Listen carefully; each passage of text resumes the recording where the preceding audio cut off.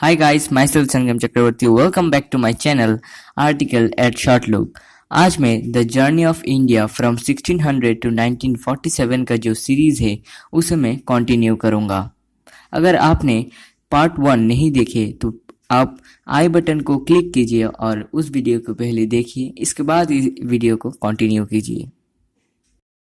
तो नंबर 5 पर आता है भारतीय राष्ट्रीय आंदोलन यानी कि the Indian national movement 1905।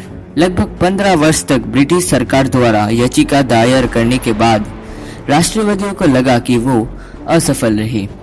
Way British शासन के कानून और ढांच के भीतर काम कर रहे थे और उन्होंने पाया कि इस तरह के बदलाव लाने के उनके प्रयास निरर्थक रहे।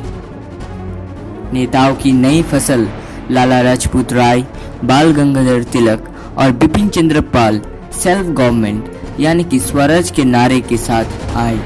उन्होंने जनता को अपने आंदोलन में शामिल करने की आवश्यकता महसूस की और स्वराज की अवधारणा का प्रचार करने के लिए गणेश उत्सव जैसे लोकप्रिय त्योहार का उपयोग करना शुरू कर दिया। उसी समय स्वदेशी की अवधारणा उत्पन्न हुई। स्वराज की तरह ये एक आंदोलन बन गया और लोगों ने विदेशी उत्पादों को बहिष्कार करना शुरू कर दिया। क्रांतिकारी नेताओं ने अभियान शुरू किया, लेकिन कुछ बॉम्ब ब्लास्ट होने के बाद और गोली चलने के बाद ये अभियान उधर ही खत्म हो गया। नंबर 6 पर आता है गांधीवादी योग यानी कि द गांधीयन एरा। 13 अप्रैल 1919 को पंजाब का जलियांवाला बाग में हजारों लोग अधिनियम के विरोध में एकत्र हुए। ब्रिटिश जनरल डायर ने अपने सैनिकों को शांतिपूर्ण भीड़ पर गोली चलाने का आदेश दिया और सैकड़ों लोग को मौत के घाट उतार दिया गया। इस घटना के कारण पूरे भारत में व्यापक आक्रोश फैल गया। इसके बाद 1920 में रंग भेद के खिलाफ लड़ाई लड़ने के बाद दक्षिण अफ्रीका से लौटे मोहनदास करमचंद गांधी ने उसी योग में आंदोलन की शुरुआत की। गांधी ने आज़ादी के लड़ाई को एक जन आंदोलन के रूप में बदल दिया। लोगों ने मानद उपाधियों को त्याग दिया, चुनावों को बहिष्कार किया और सरकार के साथ सहयोग नहीं किया। बॉनफायर विदेशी कपड़े से बने थे और खादी आज़ादी का प्रतीक बन गई थी। ब्रिटिश सरकार द्वारा नियोजित दमनकारी उपायों के बावजूद, जैसे प्रदर्शनकारियों को गोली मारना और गिरफ्तार करना, ये आंदोलन एक बड़ी सफलता थी। 1921 के अंत तक लगभग 3000 राजनीतिक कैदी जेल में थे, जिसमें गांधी को छोड़कर सभी महत्वपूर्ण नेता शामिल थे। गांधी ने हिंसा की एक घटना के कारण असहयोग आंदोलन को बंद कर दिया। उसे जेल में डाल दिया गया और आंदोलन उसी समय समाप्त हो गया। 1929 में कांग्रेस ने लाहौर में पूर्ण स्वराज को अपनाया। भारतीय ध्वज को फहराया गया और 26 जनवरी 1930 को भारतीय स्वतंत्रता दिवस के रूप में घोषित किया गया। सविनय अवज्ञा आंदोलन यानी कि सिविल डिसोबीडियंस मूवमेंट का शुरू किया गया और गांधी ने नमक कानून को तोड़ने के लिए अपना दांडी मार्च शुरू किया। उन्होंने 26 दिन में 375 किलोमीटर पैदल यात्रा पूरी की, जिसमें से 78 अनुयायी शामिल थे यानी कि उनके फॉलोअर्स। प्रदर्शनकारी गुजरात के दांडी पहुंचे और नमक बनाकर कानून तोड़े। पूरे देश ने करों का भुगतान नहीं करने का फैसला किया और विदेशी वस्तुओं के अभियान को एक बहिष्कार को गति मिली। अब तक पूरे देश में विद्रोह बढ़ गया था और खान अब्दुल गफर खान ने उत्तर पश्चिम सीमा पर एक आंदोलन शुरू किया। नंबर 7 पर आता है भारत सरकार अधिनियम यानी कि the government of Indian act. नई राजनीतिक प्रणाली के तहत कांग्रेस ने सामाजिक कल्याण पर काम किया और राजनीतिक कैदियों को रिहा किया। भारत अभी भी ब्रिटिश नियंत्रण में था और 1939 में कांग्रेस नेता सुभाष चंद्र बोस ने कांग्रेस से इस्तीफा दे दिया और फॉरवर्ड ब्लॉक की स्थापना की।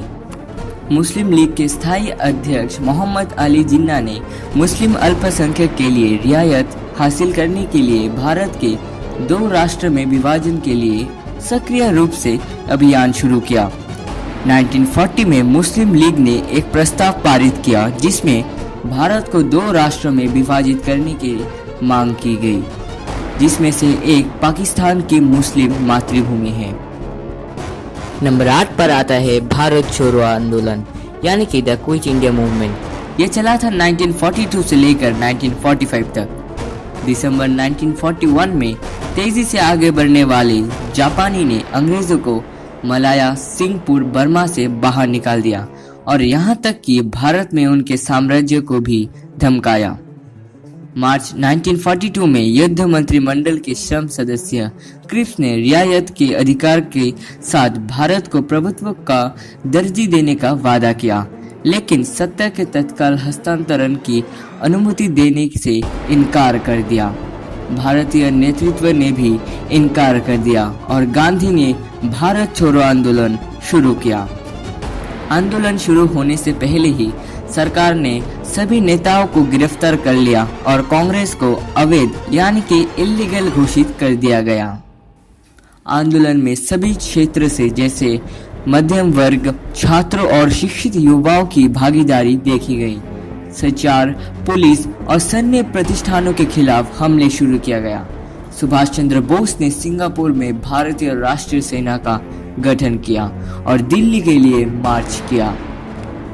INA यानी कि इंडियन नेशनल आर्मी, जो हम आज़ाद हिंद फौज के नाम से भी जानते हैं, वो दक्षिण पूर्व एशिया में भारत निवासियों और भारतीय सैनिकों द्वारा शामिल किया गया था, जिनमें मलाया, सिंगापुर और बर्मा के जापानी सेना द्वारा कब्जा कर लिया गया था। INA ने अंडमान और निकोबार द्वीप समूहों को अंग्रेजों से मुक्त कराया और नागालैंड से युद्ध छेड़ दिया। इसने 1945 में जापानी के हार के साथ सत्ता खो दी। पकड़े गए सैनिकों को दिल्ली के लाल किले में दिखाने की कोशिश की गई और कठोर दंड दिया गया। बड़े पैमाने पर विरोध प्रदर्शन हुए और अंग्रेजों को मुकदमे और दंड दोनों को रद्द करने के लिए मजबूर किया गया। ब्रिटिश सरकार ने भारत छोड़ो आंदोलन पर अंकुश लगाने के लिए दमनकारी कदम उठाए और भीड़ को मशीन से उड़ा दिया गया और हवा से बमबारी की गई। लोगों को गिरफ्तार किया गया और सार्वजनिक रूप से झूठा और अत्याचार किया गया। पूरा कांग्रेस नेतृत्व सलाखों के पीछे था। अगर आपको मेरी ये वीडियो पसंद आया तो लाइक बटन को दबाएं और अगर आपने अभी तक मेरे चैनल को सब्सक्राइब नहीं किए तो अभी जल्द ही सब्सक्राइब कर दीजिए। कदम कदम बढ़ाए जा, खुशी के गीत गाए जा, ये जिंदगी है कौम की, तो कौम पे लुटाए जा। कदम कदम बढ़ाए जा, खुशी के गीत गाए जा, ये जिंदगी है कौम